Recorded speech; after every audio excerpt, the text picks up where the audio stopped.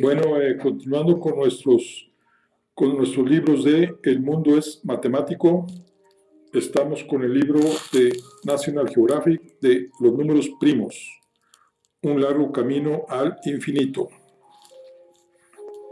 Vamos a iniciar el capítulo 4, que es logaritmos y números primos.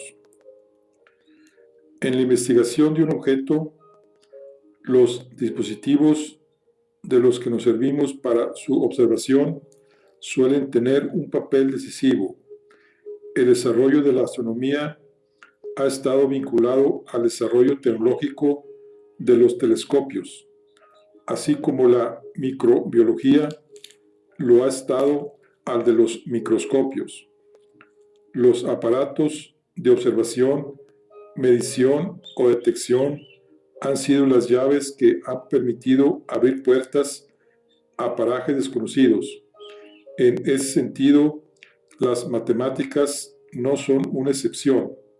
Sus objetos de investigación se encuentran en el ámbito del pensamiento y por tanto no son dispositivos materiales, pero aún así tienen un alto nivel de concreción.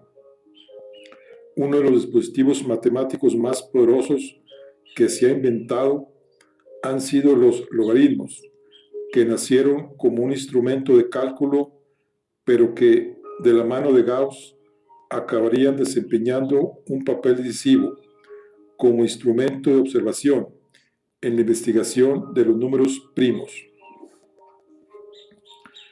John Napier.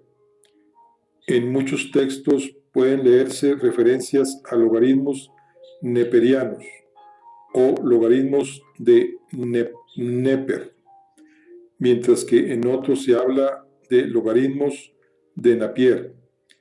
Y es que pocos nombres han tenido en la historia de las matemáticas tantas versiones diferentes: Napier, Nepair, Nepeir, Neper, Napare, Naper, Naiper. Sin embargo, hay constancia de que el único nombre que el creador de los logaritmos no utilizó en toda su vida fue el de Napier, que en realidad era el verdadero. El matemático y teólogo escocés John Napier ha pasado a la historia por sus aportaciones a la simplificación del cálculo moderno.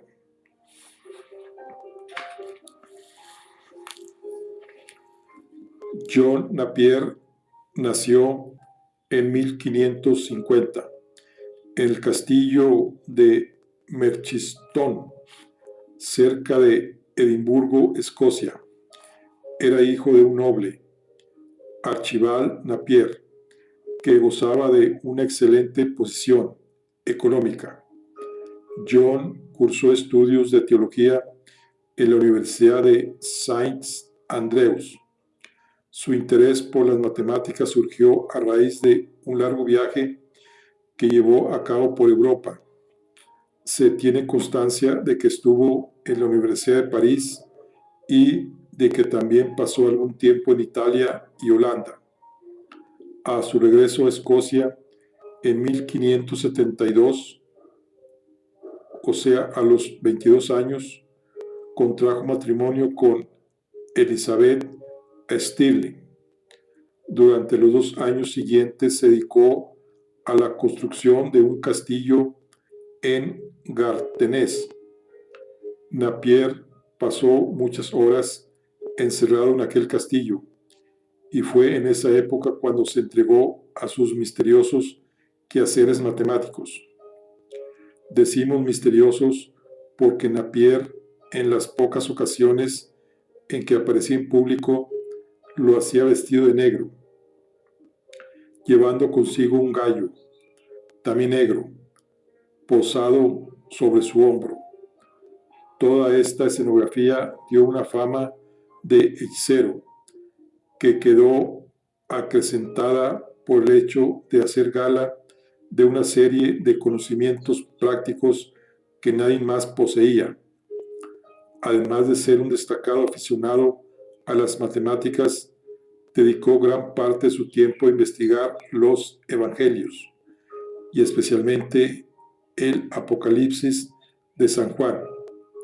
Publicó las conclusiones a las que había llegado en una obra titulada Plain's Discovery of the World's Revelation of S. Jones, los sencillos descubrimientos de la completa revelación de San Juan, que fue traducida a varios idiomas y en la que pretendía demostrar que el Papa de Roma era el Anticristo.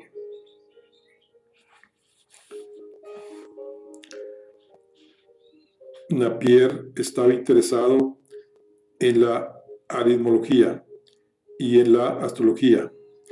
Esta última lo llevó a investigar acerca de las propiedades de las figuras geométricas sobre una superficie esférica, obteniendo importantes resultados en la resolución de triángulos esféricos.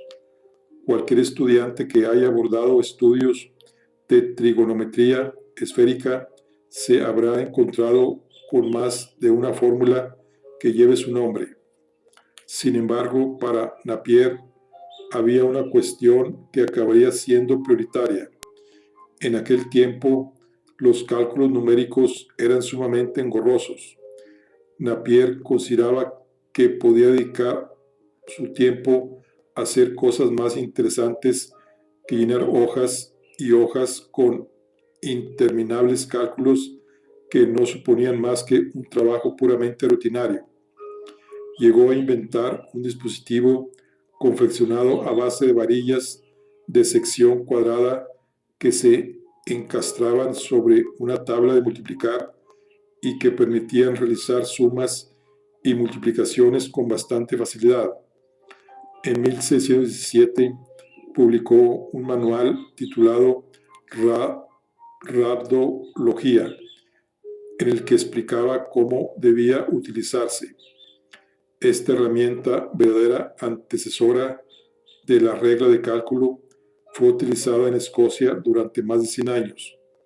Más adelante la perfeccionó sustituyendo las varillas por láminas perforadas, lo que permitía hacer multiplicaciones de números mucho mayores.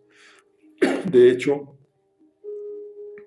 podría decirse que dichas láminas son un claro antecedente de las famosas tarjetas perforadas que aparecían 4 siglos más tarde con los primeros ordenadores IBM.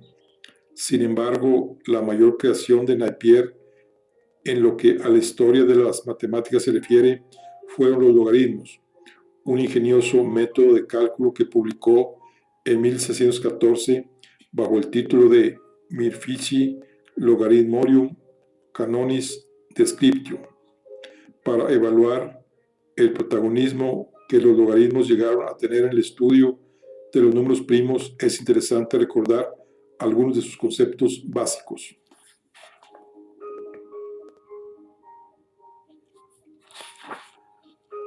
Logaritmos. Los logaritmos parten de la siguiente idea. Sabemos que 1000 es igual a 10 por 10 por 10, es decir, 10 elevado a 3, que representamos en forma de potencia mediante 10 al cubo, de manera que 1000 es igual a 10 al cubo, 10.000 es igual a 10 a la cuarta, 1.000.000 es igual a 10 a la sexta. Supongamos que queremos multiplicar estos tres números entre sí. 1000 por 10.000 por millón es igual a 10.000 con 12 ceros. Pero 10.000 con 12 ceros es igual a 10 a la 13. Podríamos haber efectuado la multiplicación haciendo 10 elevado a la 3 más 4 más 6 igual a 10 a la 13. Está claro que es más fácil sumar que multiplicar. Para convencernos, basta con hacer la multiplicación de 10 elevado a 38 por 10 elevado a 52 es igual a 10 a la 90, a base de escribir ceros. Pasemos ahora al lenguaje de los logaritmos. Con la igualdad 1000 es igual a 10 al cubo, nos podemos preguntar ¿a qué número debemos llevar 10 para que nos dé 1000? La respuesta es 3. Esto lo escribiremos de la siguiente forma. Logaritmo de 1000 es igual a 3. De manera que, por ejemplo, logaritmo de 100 es igual a 2 y logaritmo de 1000 es igual a 3 y logaritmo de 1.000.000 es igual a 6. ¿Por qué logaritmo de 100 es igual a 2? Porque 100 es 10 al cuadrado. Y logaritmo de 1000 es igual a 3. ¿Por qué 3? Pues porque 10 al cubo es igual a 1000. Y así, ¿por qué el logaritmo de 1.000.000 es igual a 6? Porque 10 a la 6 es igual a 1000. La idea que subyace en este esquema es que es mucho más sencillo hacer sumas que productos. Por ejemplo, logaritmo de 100 por logaritmo de 1000 es igual a logaritmo de 100 más logaritmo de 1000, que es igual a 2 más 3 igual a 5. Por consiguiente, basta hacer el proceso inverso, el antilogaritmo, para obtener el resultado final, que 10 a la quinta es igual a 100.000. Podríamos hacer todas estas operaciones mediante una tabla, como la que se muestra a continuación. 1 es 0, 10 es 1, 10 es 2, o sea, al cuadrado, 1000 es al cubo, 10.000 a la cuarta, 100.000 a la quinta, hasta 1.000.000, hasta 1.000.000.000, 9. La primera fila de esa tabla se ha construido empezando por el número 1, y cada nueva celda es igual a la anterior multiplicado por 10. Es lo que se llama una progresión geométrica de razón 10. En cambio, las celdas correspondientes a la segunda fila se obtienen de la anterior sumando una unidad. Lo más destacado es que, así como en la fila de arriba se habla de productos, en la de abajo nos referimos a sumas. Según esto, la multiplicación 1000 por 100.000 es igual a 100 millones. Es igual a la suma de 2 más 5 igual a 8. Podemos escribir una tabla como esta poniendo en la primera fila la progresión geométrica que queremos. Por ejemplo, 1, 0, 2, 1, 4, 2, 8, 3, 16, 4, 32, 5, 64, 6, 108, 7, 2, 6, 8. Para hacer el producto de 4 por 6, debemos sumar en la fila de abajo 2 más 4. O sea, 4 por 16, 2 más 4. De forma análoga se puede hacer divisiones, pero en este caso hay que tener en cuenta que el resultado equivale a la resta de los correspondientes números de la fila inferior. Por ejemplo, para calcular 256 dividido en 8, no tenemos más que hacer la resta. 8 menos 3 igual a 5, con lo que el resultado sería 32, que es el número que hay en la casilla superior del 5. En esta relación que existe entre los números de la fila inferior y de la superior se encuentra, como decíamos antes, la clave del concepto del logaritmo. Ahora, ya sabemos establecer una definición rigurosa del logaritmo. Cuando decimos que al 5 le corresponde el número 32, estamos expresando la igualdad 2 a la 5 igual a 32. Recordemos que 2 elevado a 5 quiere decir 2 multiplicado por sí mismo 5 veces. Podríamos hacer una lectura de las dos filas de la última tabla de la forma siguiente. 3 es el número al que hay que elevar 2 para que dé 8. Y 7 es el número al que hay que elevar 2 para que dé 128. Lo que expresado abreviadamente se escribe así. Logaritmo de 2 de 8 es igual a 3. Y logaritmo de 2 de 128 es igual a 7. O sea, quiere decir que 2 a la 7 es igual a 128. Y 2 al cubo es igual a 8. Estas expresiones se leen respectivamente. El logaritmo de base 2 de 8 es 3 y el logaritmo de base 2 de 128 es 7. Si ahora tomamos como ejemplo la primera tabla, tendríamos que 10 a la cuarta es igual a 10.000. O sea que 4 es el número al que hay que elevar 10 para que se nos den 10.000. Expresado en forma de logaritmos, tendríamos logaritmo de base 10 de 10.000 es igual a 4, que se lee el logaritmo de base 10 de 10.000 es 4. Esto nos permite establecer una definición general del logaritmo. El logaritmo en base A de un número B es el número C, al que hay que elevar la base A para que nos dé B. O sea, A elevado a C es igual a B. Y lo escribimos de la forma siguiente. Logaritmo de base A de B es igual a C. Napier estaba interesado en agilizar los cálculos en la trigonometría esférica y su idea del logaritmo estaba inicialmente aplicada a las funciones trigonométricas. Su planteamiento original no fue como el que hemos hecho nosotros, que se podría calificar de aritmética, sino de tipo cinemático, para lo que se planteó dos segmentos de recta que eran recorridos a diferentes velocidades.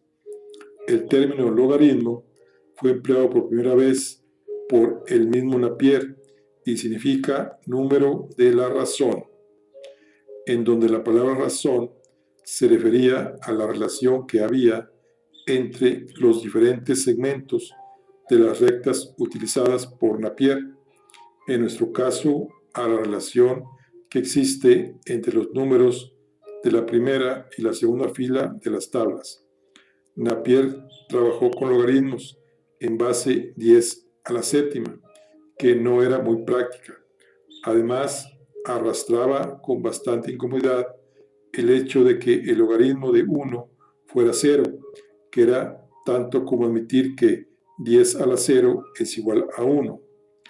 Henry Briggs, 1561-1630, titular de la Cátedra de Geometrías de Oxford, le escribió una carta comunicándole el interés que había despertado en él el tema de los logaritmos y sugiriéndole un encuentro.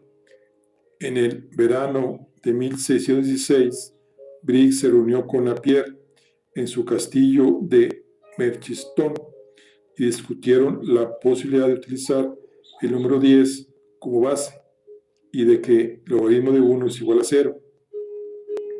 Napier, que por aquel entonces ya estaba enfermo, rehusó emprender una nueva versión de sus tablas de logaritmos.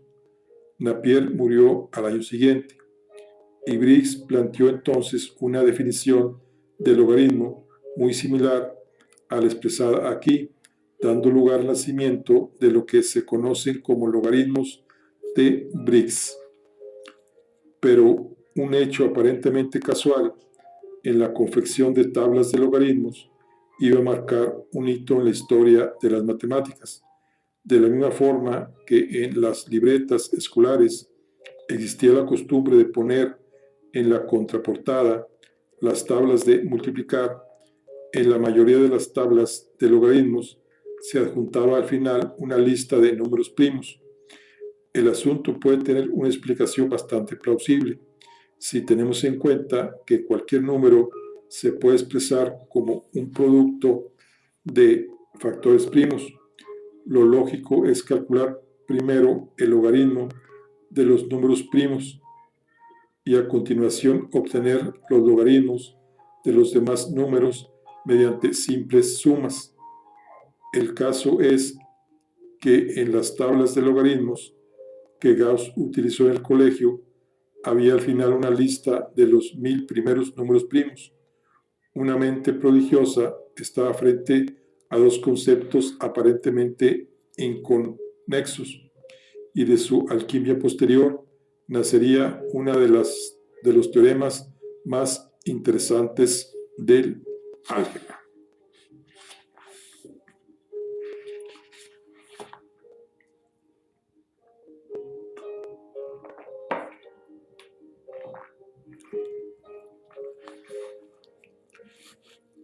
John Carl Friedrich Gauss. Gauss nació en Brunswick, Alemania, el 30 de abril de 1777. Era de origen humilde y su futuro, si nada ni nadie lo remediaba, estaba destinado a las labores del campo. Pero ya en la escuela primaria, Gauss dio la nota con tan solo 9 años. Se trataba de una escuela rural con escasos medios en las que el maestro, que se llamaba Bündner, se veía obligado a mantener ocupados a cerca de un centenar de alumnos. Una manera fácil de hacerlo era obligarlos a realizar pesados cálculos rutinarios. En una ocasión, les hizo calcular la suma de los 100 primeros números.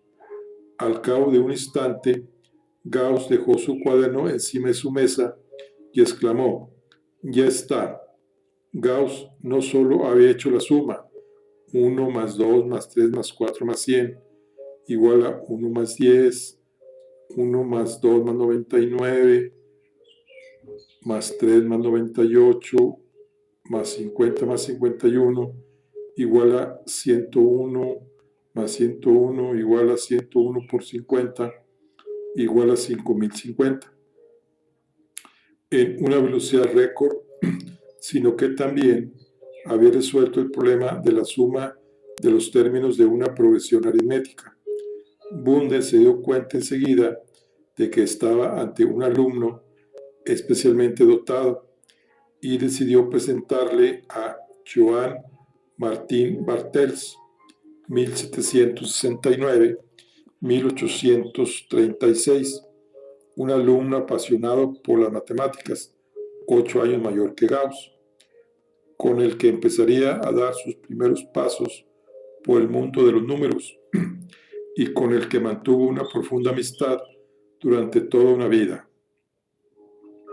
La madre de Gauss, Dorothea Benz, consciente de que debía hacer algo para que las extraordinarias aptitudes de su hijo recibieran la ayuda de sus padres, que sus padres no podían darle, se puso en contacto con el que habría de ser su protector, el duque de Brunswick, que le consiguió las becas necesarias para sus estudios en el Liceo y posteriormente en la Universidad de Gotinga. De este modo, el joven Gauss consiguió salir del ámbito rural para convertirse en el príncipe de las matemáticas. Su carrera profesional culminó cuando le otorgaron el título de catedrático de astronomía y director del Observatorio Astronómico de la Universidad de Gotinga. La vida de Gauss transcurrió de una forma razonablemente apacible. Mantuvo, por respeto al duque, su protector, un talante conservador en una época de cierta agitación política. Era hijo único y no se casó hasta los 32 años. Lo hizo con Johanna Osthoff, con quien tuvo 3 hijos, el tercero de los cuales falleció a los pocos meses de morir la madre. Gauss volvió a contraer matrimonio en 1810 con Wilhelmine Waldeck, hija de un catedrático de Derecho, matrimonio del que nacieron 3 hijos más. El 23 de febrero de 1855, Gauss murió en la ciudad de Gotinga. Por entonces su fama como científico ya había dado la vuelta al mundo.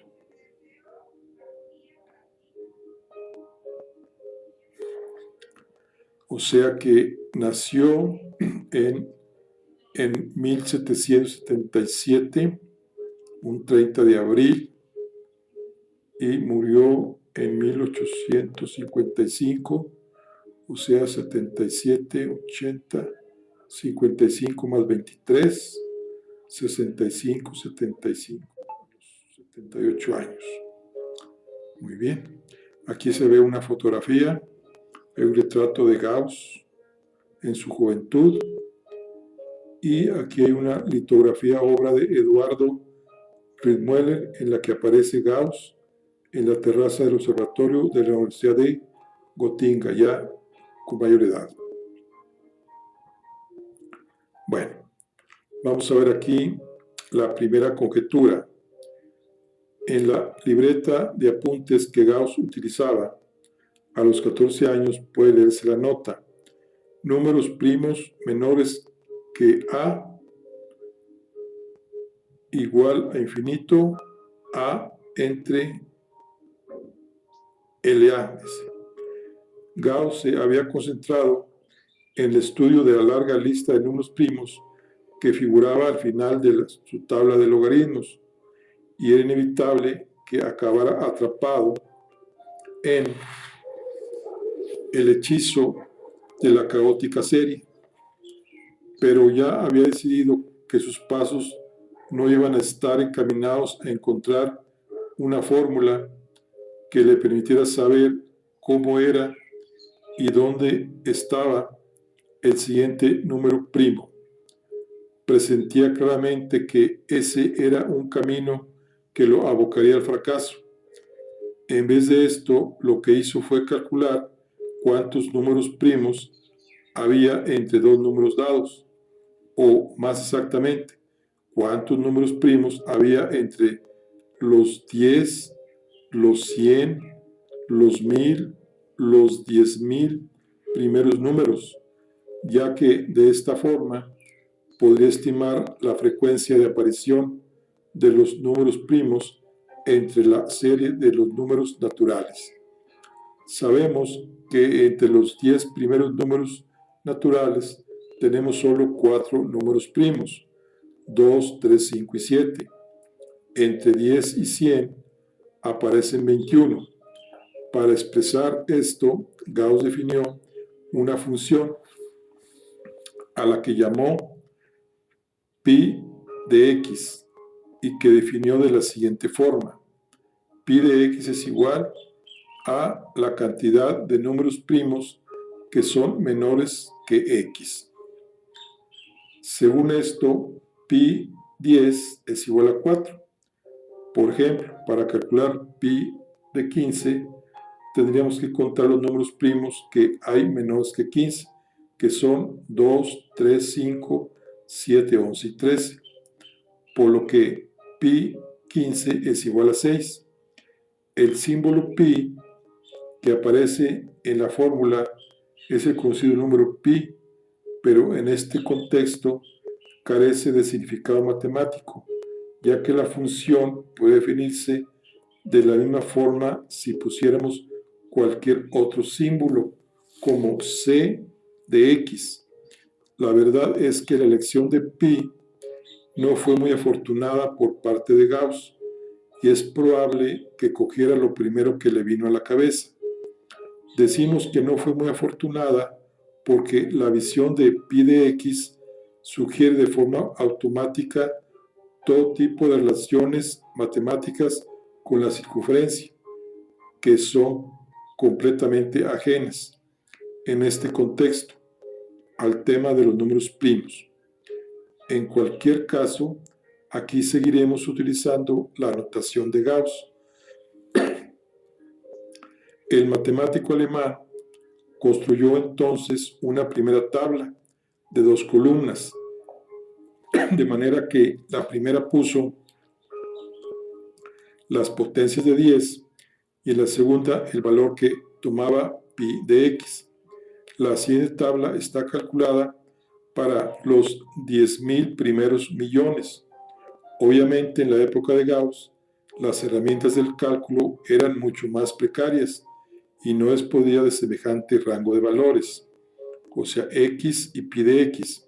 O sea, 10 o menor tiene 4 primos, 100 o menor tiene 25 primos, 1000 o menor 168, hasta 10.000, 1229, 100.000, 9.592, 1.000.000, 78.498, 10 millones, 664.579, 100 millones, 5.761.455, 1.000 millones, 50.000, etc. 10.000 millones, 455.000, etc. Dice, lógicamente, pi de x es un número que se va aumentando, pero la forma de hacerlo no nos dice gran cosa. Vamos a añadir otra columna que nos dé la proporción de números primos menores que otro dado. Para ello calculemos el cociente pi de x sobre x. Sabemos que hay 168 números primos menores que 1000. Decimos que pi de x entre x, entonces pi de 1000 sobre 1000 es igual a 168 sobre 1000, igual a 0.168.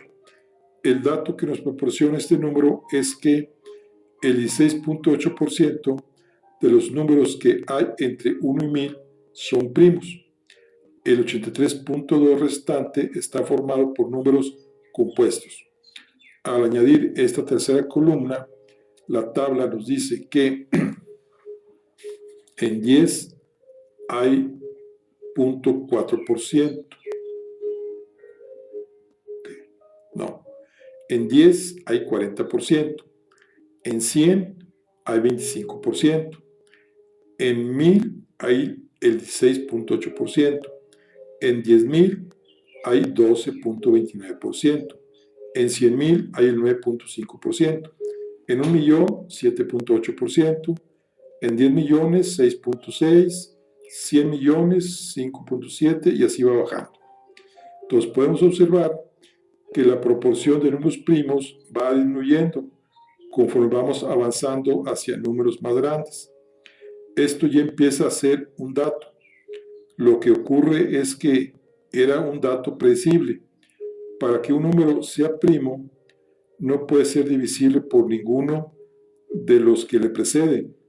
Para que, por ejemplo, 13 sea primo, no debe ser divisible por 2, 3, 4, 5, 6, 7, 8, 9, 10, 11 y 12. Cuanto mayor sea el número, más alta es la exigencia de no ser divisible, y por lo tanto es lógico que los números primos vayan escaseando cada vez más.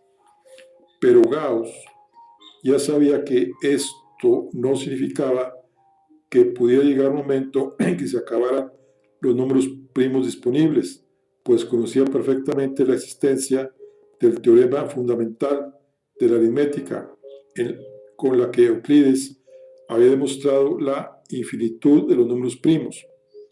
La tercera columna que incluyó Gauss en la tabla no fue la que se obtenía haciendo el cociente pi de x sobre x, sino el inverso, x sobre pi de x, o sea que 10, 4 es 2.5, 100 hay 25, 4, etc. Esa tabla nos indica, por ejemplo, que entre los primeros 100 números primos, uno de cada 4 es primo. ¿Ok? Que entre los 1000 primeros números primos, alrededor de 1 de cada 6 es primo, y así sucesivamente. Esto es simplemente una estimación. La tabla no afirma que entre los 100 primeros números aparezca un número primo cada 4 números, algo que podemos comprobar de forma rápida, consultando la criba de Eratóstenes para los primeros 100 números. De manera que la tabla anterior más bien debe interpretarse como una distancia probable entre números primos.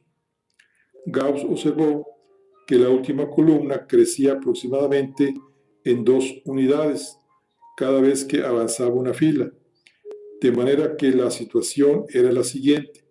Si multiplicaba por 10 en la primera fila, debía sumar 2 en la segunda. Esta relación entre producto y suma se encontraba implícita en la propia naturaleza de los logaritmos. Gauss tenía en las manos una tabla de logaritmos y otra de números primos en un mismo volumen. Ello le dio la idea para hacerse con una herramienta diferente, un nuevo dispositivo de observación. Los logaritmos se iban a convertir en la nueva lente que Gauss adoptaría a su telescopio. Como ya hemos visto, cuando la base de los logaritmos es 10, cada vez que se multiplica por 10, los logaritmos decimales aumentan de 1 en 1, por lo que esta base no iba bien al esquema de Gauss y decidió tomar logaritmos en base e, en un número de características similares a los del número pi. Su valor es igual a un número racional que es 2.71, 18, 21, 18, etc. Se trata de una expresión decimal infinita y aparece en matemáticas con tanta o más frecuencia que el número pi, por lo que cuando se toma un logaritmo en base e, se dice que se está tratando con logaritmos naturales, tal como ya se ha explicado. Debemos escribir logaritmo de base e para simbolizar los logaritmos naturales. Sin embargo, se escribe de forma abreviada como ln. En las calculadoras científicas hay una tecla para logaritmo decimal, y otra para ln, logaritmo en base e. La conjetura que hizo Gauss a partir de este punto fue la siguiente. Para valores grandes de x, el valor de pi de x sobre x se aproxima a 1 sobre logaritmo de x, lo que expresado de otra forma sería pi de x sobre x es igual a 1 aproximadamente a 1 sobre logaritmo natural de x para valores grandes de x. Este resultado da una estimación de la frecuencia en que aparecen los números primos en la sucesión de los números naturales. Supongamos que P de n es el número de primos menores que n. La fórmula afirma que conforme aumenta n, el cociente n sobre P de n se acerca cada vez más al logaritmo natural de n. Existe una manera sencilla de poner en práctica la fórmula de Gauss cuando queremos conocer cuántos números primos hay menores que uno dado. Por ejemplo, supongamos que alguien nos hace la siguiente pregunta. ¿Cuántos números primos crees que hay entre los 1000 primeros números? Tomamos una calculadora de bolsillo y hacemos los siguientes pasos. Introducimos el número 1000, pulsamos la tecla logaritmo, luego la tecla de 1 sobre x, 4, multiplicamos el resultado por 1000 y aparece el número 144.7648, etc., que nos permite responder afirmativamente a la pregunta. Habrá unos 145.000 números primos entre 1 y el 1000. La aproximación no es ninguna maravilla, porque en realidad hay 168. Pero no olvidemos que el teorema se va afinando conforme el número n se va haciendo más grande y nos puede permitir afirmar con cierta tranquilidad, por ejemplo, que solo el 3.6% del primer billón de números son primos. Ahora ya podemos descifrar lo que quería decir Gauss cuando escribió números primos menores que a igual a infinito, a entre logaritmo de a, en su libreta de apuntes. Números primos menos que a significa lo mismo que pi de a. LA es lo que hemos puesto como logaritmo natural de a, donde x,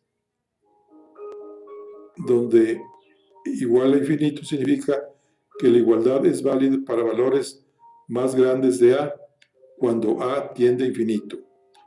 Hoy día este resultado se conoce como teorema de los números primos y es uno de los más importantes de la historia de las matemáticas. La alocada banda de los números primos empezaba a encontrar la horma de su zapato. En su estudio se había introducido una función que era tanto como encaminarlo por una autopista, que con el tiempo tendría cada vez mejor definidas sus normas de circulación.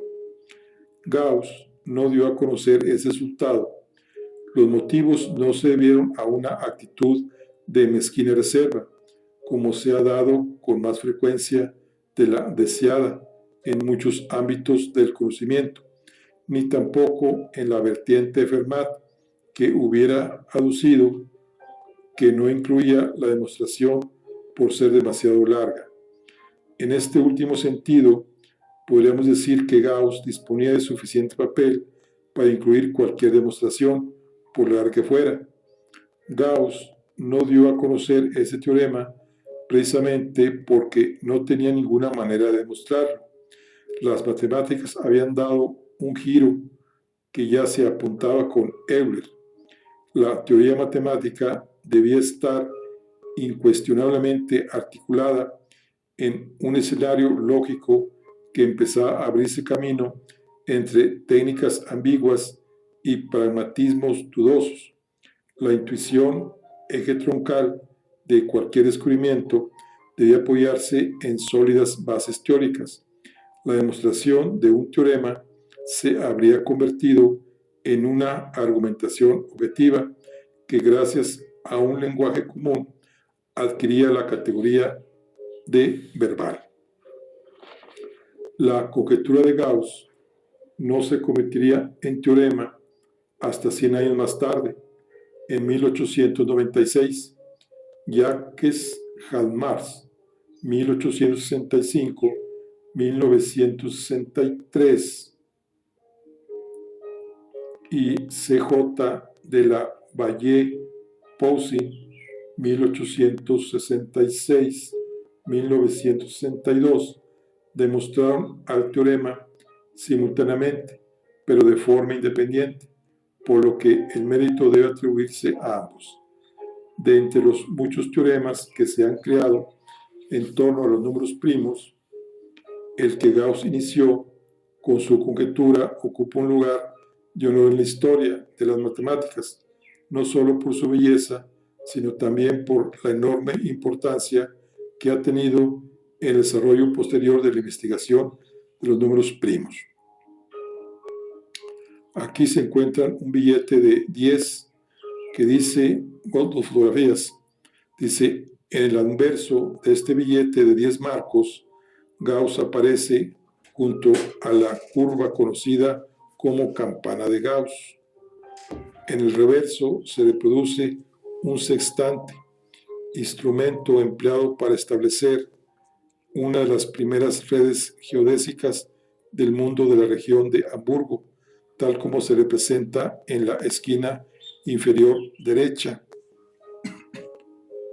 La noción de geodésica o línea de menor longitud, 1 y 2 puntos de una superficie dada en un concepto clave en geometría, y fue otra más que las aportaciones científicas del asombroso genio alemán.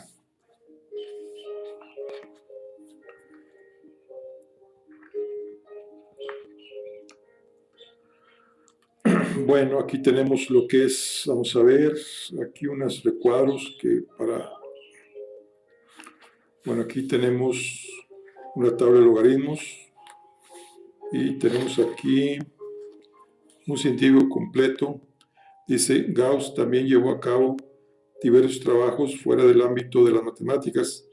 Son destacables los resultados que obtuvo sobre el magnetismo terrestre, el electromagnetismo, la capilaridad, la atracción de los elipsoides y la dióptrica. En sus trabajos sobre geodesia se debe a Gauss, entre otras cosas, el invento del heliotropo, un aparato para transmitir señales mediante la luz reflejada.